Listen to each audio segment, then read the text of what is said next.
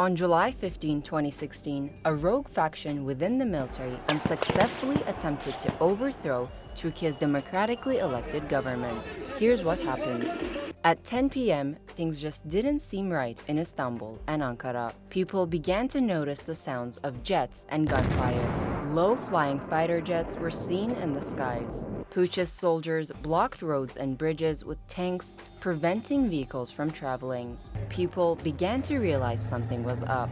Soon after, military helicopters and jets, seized by rogue soldiers, began indiscriminately firing on people and targeting state buildings.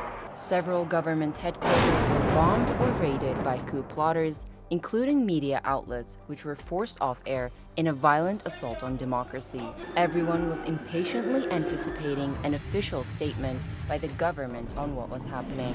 At about 11:30 p.m., the Turkish PM at the time, Binali Yıldırım, announced a certain rogue group within the military was attempting to overthrow the government. Bu kalkışmayı yapanlar, bu çılgınlığı yapanlar, bu kanunsuz eylemin içerisinde olanlar da en ağır şekilde bedelini ödeyecek. Ve asla bu gibi kalkışmalara pabuç bırakmayacağız. He called the attempt illegal and said those involved would be gravely punished. Meanwhile, the Turkish armed forces announced it didn't support the coup attempt. At 12:13 a.m., Putschist then used the country's public broadcaster TRT to announce martial law and a curfew, claiming the political administration has lost all legitimacy and has been forced to withdraw. At 12:30 a.m., President Recep Tayyip Erdogan addressed Turkey on CNN Turk using FaceTime and urged everyone to take to the squares to protest the coup attempt, stating, "There is no power higher than the power of the people. Go to the squares and give them their answer." Throughout the night, the selahs were repeatedly called from mosques across Turkey, encouraging people to gather and resist the coup. Selah prayers are traditionally recited on Fridays and during funerals, but are also used to rally people. Turks across the country flocked to the streets and squares in defiance of the coup, even as the Putschist attacks on civilians and public buildings were intensifying. Kaç, ateş ediyorlar, kaç! Putschists were now opening fire on demonstrators, running them over with tanks. And jets repeatedly bombed the Turkish parliament while lawmakers were inside.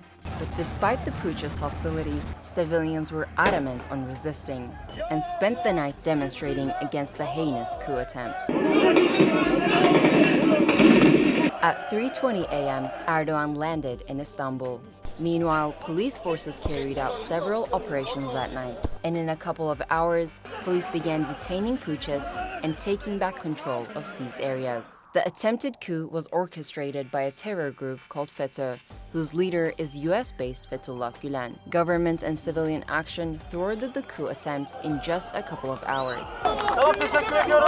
But that night, 253 lives were lost from almost all demographics, including teenagers, and more than 2,700 others were injured. The coup attempt was successfully resisted. Turks from all walks of life and the hundreds of thousands took to the squares to celebrate their democratic victory, each night for weeks on end.